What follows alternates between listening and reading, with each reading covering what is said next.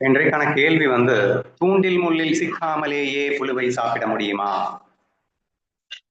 மீனானது தூண்டில் முள்ளுக்கு ஆசைப்பட்டு தூண்டில் முள்ளில் இருக்கின்ற புழுவிற்கு ஆசைப்பட்டு அது புழுவை சாப்பிட போகும்போது ஆட்டோமேட்டிக்கா அந்த தூண்டில்ல மாட்டி சிக்கி இறந்து போகும் அப்படிங்கிறது எல்லாருக்கும் தெரியும்.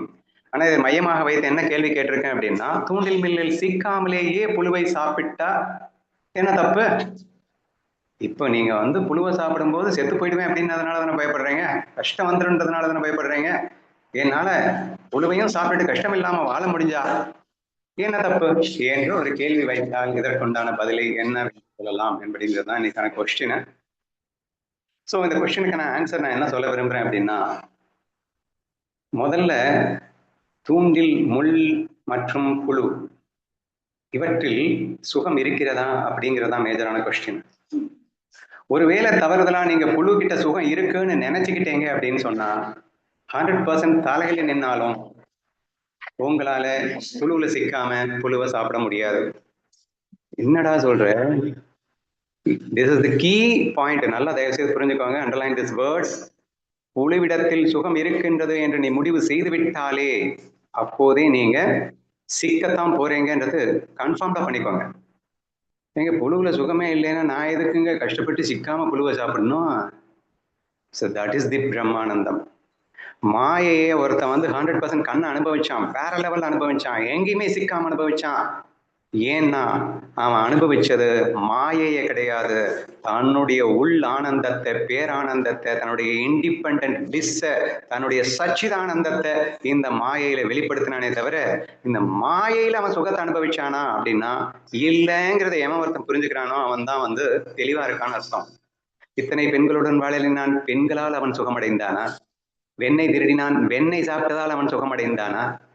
அவன் பண்ண எத்தனை விஷயம் எடுத்துக்கோங்க, எவ்வளவோ பண்ணான். அவன மாதிரி யாருமே இந்த உலகத்தை அனுபவிக்க முடியாது, நான் ஒத்துக்கிறேன். பட் ஆனா நம்ம பண்றதுக்கும் அவன் பண்றதுக்கும் ஏணி வச்சாலும் எட்டாதுங்க. நீ ஒரு விஷயத்தை அனுபவிக்க போறேன்னா அதை அனுபவிக்கிறதுனால எனக்கு சுகம் வருது அப்படிங்கிறதுக்காக அனுபவிக்கிறதுக்கும், ஆனா சுகமே நான் தான்டான்னு சொல்லிட்டு அந்த சுகத்தை ஜஸ்ட் எக்ஸ்பிரஸ் பண்றதுக்காக ஒரு விஷயத்த பண்றதுக்கும் 100 மடங்கு வித்தியாசம் இருக்கு என்பதை தயவு செய்து முதலில் புரிந்து கொள்ள வேண்டும். இது தெரியலன்னா அதுக்கு ஆன்சரே கண்டுபிடிக்க முடியாம போயிடும். சரியா? அப்ப ஆன்சர் வந்து முள்ள சிக்காம சாப்பிடவே முடியாதுன்னு நான் சொல்ல விரும்பல. மாயை நீங்க அனுபவிக்கலாம். ஞானதேவருடைய விஷனும் கூட நீ முழுமையாக ஞானியான பிறகு இந்த உலகத்தை தாராளமா அனுபவின்னு தான் சொல்லிட்டு இருக்காரு தவிர பயந்து ஓடுறத வந்து அவர் திட்டுறாரு. ஏய் நீ தானடா உலகமே, உன் கற்பனை தான்டா இந்த உலகமே, அதை நீ ரசிக்கிறதுக்காக தான்டா இந்த உலகத்தையே உருவாக்கி இருக்க, நீ ஏன்டா விலகி ஓடுறன்னு சொல்ற அதே ஞானதேவர். புலன்களுக்கு வேடிக்கை காட்டக்கூட செல்லம் கொடுத்துறாத. ஏன் சொல்றாரு? இந்த பக்கம் இப்படி சொல்றாரு, இந்த பக்கம் இப்படி சொல்றாரு அப்படின்னா, புலன் விஷயத்தில் சுகம் இருக்கின்றது என்று நம்பி நீ 1/2% உள்ள போனேனாலும் டோட்டல் அவுட்டுங்கிறாரு. உன்னுடைய சுகத்தை முழுமையாக புரிந்து கொண்ட பிறகு நீ போனேன்னா நீ தப்பே பண்ண மாட்டேன்னு தாராளமா அனுபவிக்கலாம் அப்படிங்கிற. ஸோ இந்த கீ ஃபேக்டர் முதல்ல புரிஞ்சுக்கணும். ஓகேவா? இதை நான் ஒரு எக்ஸாம்பிளோட அவங்களுக்கு சொல்ல ட்ரை பண்றேன். நம்ம குரூப் மெம்பர் தான் ஒருத்தர் வந்து பயங்கரமான குடியில அடிக்ட் ஆயிட்டாரு. அப்படின்னா என்ன, ஒவ்வொரு வாட்டியும் வந்து அந்த தூண்டில் முள்ளால் சிக்கி சிக்கி சிக்கி கஷ்டப்பட்டு கொண்டே வாழ்ந்து கொண்டிருந்த ஒரு தருணத்துல நம்மளை மீட் பண்றாரு. நம்மளும் வந்து அவங்க கிட்ட நம்ம தேவையான நாலேஜை நம்ம கொடுக்குறோம். ஓகேவா? மெயினா அவருக்கு கொடுத்த நாலேஜ் வந்து ஆல் இஸ் டேஸ்ட் அப்படிங்கிற நாலேஜ் தான்.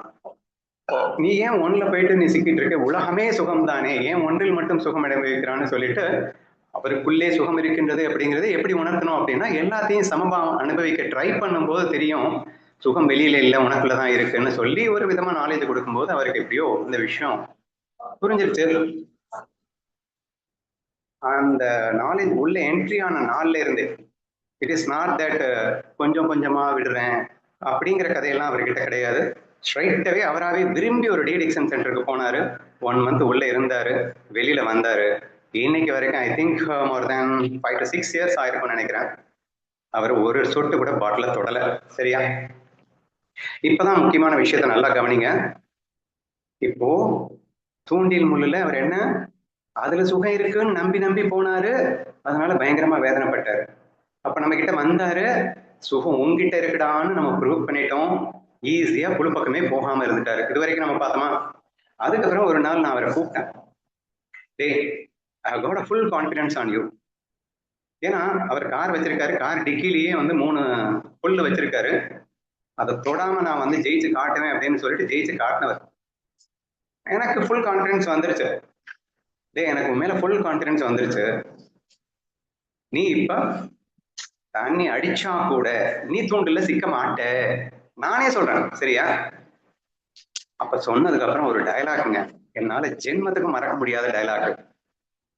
சுகத்தை எங்கிட்டயே காட்டிட்டுடா, நான் ஏன்டா அதுகிட்ட போகணும். ஸோ இதுதாங்க எனக்கு மறக்க முடியாத எக்ஸ்ட்ரீம்லி இம்பார்ட்டன்டான ஒரு டயலாக். ஆக்சுவலி நான் என்ன சொல்ல வரேன் அப்படின்னா, இப்ப எகெயின்ஸ்ட் நான் வந்து அப்படின்னா நீ குடிக்கவே கூடாதுன்னு சொல்ல வரையா, உலகத்தை அனுபவிக்கவே கூடாதுன்னு சொல்ல வரீங்களா, தயவு செய்து திட்ட ஆரம்பிச்சிடாதீங்க. I am not coming to say like that. What a kind of தெளிவு அப்படிங்கிறது உங்களுக்கு இருக்கான்னு தெரியும், புரியுதான்னு கேட்கிறேன் நான். இப்படி எப்படிலாம் நம்ம ஏமாத்திப்போம் அப்படின்னு சொன்னா, ஓகே நான் வந்து லைக்ஸ் அண்ட் டிஸ்லைக்ஸ் இல்லாம அதுக்கப்புறம் நான் வந்து எல்லாத்தையும் பண்ணிக்கிட்டுமா, இந்த வினோ ஆரம்பத்துல சொன்னால, நாங்க வந்து லைக்ஸ் அண்ட் டிஸ்லைக்ஸோட தானே பண்ணக்கூடாது, லைக்ஸ் அண்ட் டிஸ்லைக்ஸ் இல்லாம பண்ணிக்கலாமா? ஏன்னா லைக்ஸ் அண்ட் டிஸ்லைக்ஸ் இல்லாம பண்ணலாம் தான், ஆனா அதை பண்ணணும்னு ஒரு அவசியம் இருக்குமா அப்படிங்கறத சேர்ந்து யோசிச்சுப்பாரு. பண்ணக்கூடாதுன்னு எகைன் சொல்ல வரல, சரியா? பண்ணினாலும் ஒண்ணு, பண்ணலைனாலும் ஒண்ணுன்ற அந்த எக்ஸ்ட்ரீம், அந்த டாப் மோஸ்ட், அந்த secret is a very important secret. அப்ப அவர்கிட்ட சொல்லும் போது தன்னுடைய சுகத்தில் எந்த அளவுக்கு நிறைந்திருக்கின்ற காரணத்தினால் அவரால் அந்த வேர்டை யூஸ் பண்ண முடியுது. ஹே ஐ நோ, எனக்கும் தெரியும் குடிச்சா ஒன்னும் விழுந்துட மாட்டேன்னு, but why when I'm already in bliss?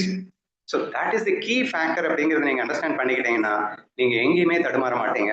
So நான் திரும்ப திரும்ப சொல்ல வர்றது என்னன்னா, உன் சொரூபம் என்ன, நீ யார், உன்னுடைய மகிழ்ச்சிங்கிறது எங்கு இருக்கின்றது என்று அந்த உண்மை தத்துவத்தை உணர்ந்து உண்மையான ஆனந்தத்தில் நீங்கள் எப்போது திளைக்கின்றீர்களோ அப்போது மட்டுமே மாயையை அனுபவிக்கும் தகுதி உங்களுக்கு வருகிறது என்பதுதான் என்னுடைய ஸ்ட்ராங்கான பாயிண்ட்டுங்க. இப்பயும் நான் மாயை எகென்ஸ்டா பேசுறேன், மாயை அனுபவிக்காதீங்கன்னு சொல்ல வரல. நீ யாருன்னு எப்ப புரியுதோ அப்போ ஆட்டோமேட்டிக்கா இந்த உலகம் மாயங்கிறது தெரிஞ்சு போயிடும், உன்னுடைய வெறும் கற்பனைங்கிறது தெரிஞ்சு போயிடும். அதுக்கப்புறம் உன்னுடைய பிளிஸ்ஸை டிஃப்ரெண்டா எக்ஸ்பிரஸ் பண்றதுக்காக தானே நீ கற்பனையை பண்ணிருக்கன்றதும் புரியும். அதுக்கப்புறம் நீங்க என்ன பண்ணாலும் நீங்க சூப்பர்பா இந்த லைஃப்ல எந்த கஷ்டமும் இல்லாமல் நீங்கள் வாழ முடியும் என்ற ஒரு விஷயத்தை தான் நான் ஆழமாக பதிவிட விரும்புகிறேன். ஸோ என்னுடைய ஆன்சர்ல தூண்டில் முள்ளில் சிக்காமல் புழுவை சாப்பிடலாமா அப்படிங்கிற கேள்வியை நான் பதில் சொல்லிட்டேன்னு நினைக்கிறேன். எத்தனை பேருக்கு புரிஞ்சது அப்படிங்கறத நீங்களே சொல்லுங்க.